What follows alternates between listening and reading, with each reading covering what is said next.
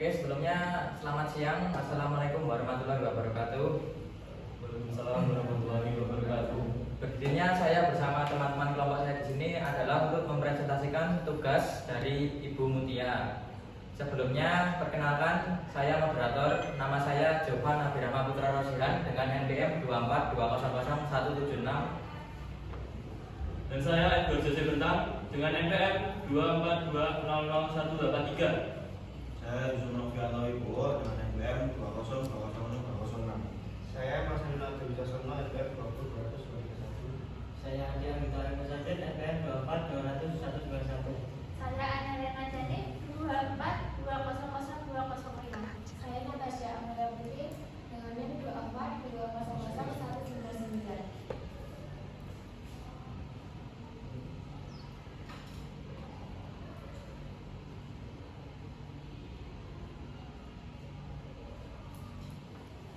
Baik, untuk pengertian bisnis internasional adalah aktivitas atau kegiatan yang berkaitan dengan bisnis yang dijalankan dan memiliki jalinan kerjasama dengan negara-negara internasional untuk melakukan transaksi jual beli ataupun pemasaran suatu produk dan jasa yang berskala internasional.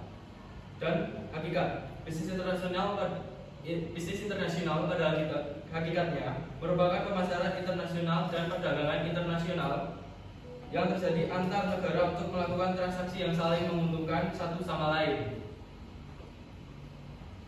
Untuk pemasaran internasional adalah aktivitas bisnis yang di dalamnya terdapat planning atau perencanaan, penetapan harga, promosi, pengarahan arus barang dan jasa kepada para pelanggan luar negeri dengan tujuan untuk menjalin relasi bisnis antar negara dan untuk mendapatkan keuntungan dari aktivitas bisnis. Dan untuk perdagangan internasional adalah kegiatan transaksi yang berupa ekspor impor suatu barang antar negara yang terjalin dengan prinsip saling menguntungkan. Perdagangan internasional dijadikan sebagai pendorong kemajuan di bidang industri, transportasi dan lain-lain yang terlibat di dalamnya.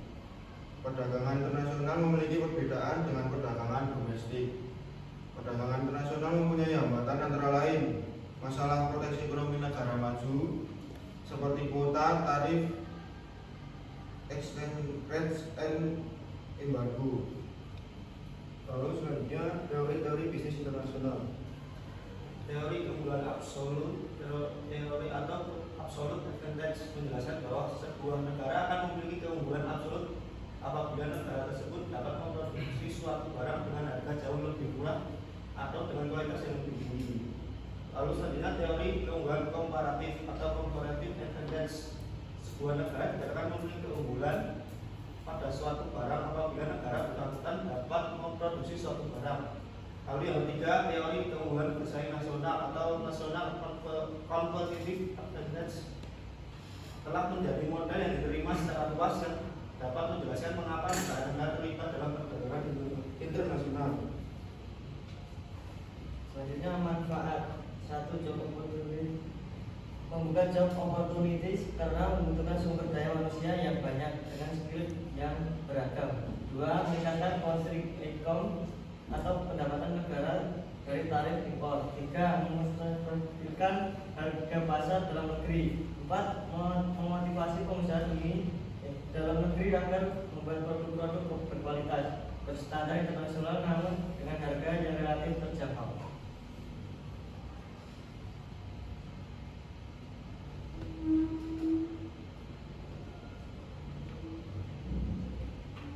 Selanjutnya yaitu tahapan memasuki bisnis internasional.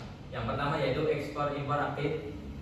Hubungan bisnis ekspor impor yang dilakukan secara aktif antar negara yang menjalin kerjasama di dalam bisnis internasional. Yang kedua adalah franchising atau warabala, paket lengkap dari penjualan lisensi. Karena bukan hanya lisensi saja yang dapat dibeli, tapi juga seluruh peralatan pendukung penjualan produk tersebut. Yang ketiga adalah penjualan lisensi. Penjualan lisensi atas merek dagang atau suatu produk terkenal yang dimiliki oleh suatu negara dengan merek tertentu. Yang keempat adalah active marketing. kegiatan pemasaran yang dilakukan di luar negeri dengan pola pemasaran yang menghadapi kebiasaan penduduk atau masyarakat di suatu negara agar pemasaran produknya sesuai dengan prosedur dan sangat efektif. Hambatan-hambatan bisnis internasional. 1. Perbedaan sosial dan budaya. 2. Perbedaan ekonomi. 3. Perbedaan hukum dan politik. 4. Pemberlakuan kota, tarif dan subsidi. 5. Proteksi terhadap produk lokal. 6. Peraturan kandungan lokal. 7. Undang-undang anti kartel dan dumping. Selanjutnya kesimpulan. Perdagangan internasional merupakan suatu kegiatan ekonomi yang menyajikan berbagai bentuk transaksi penjualan dan pembelian atas barang dan jasa yang dilakukan di luar batas negara dalam menghasilkan suatu penggunaan kekuatan-kekuatan produktif dunia yang lebih efisien. Oke, segitu saja presentasi dari kelompok kami. Bila ada yang mengajukan pertanyaan bisa di kolom komentar di bawah. Akhirul salam, terima kasih. Jika ada salah kata dan salah perbuatan, kami mohon maaf yang sebesar-besarnya. Bila itu wal hidayah, wassalamualaikum warahmatullahi wabarakatuh.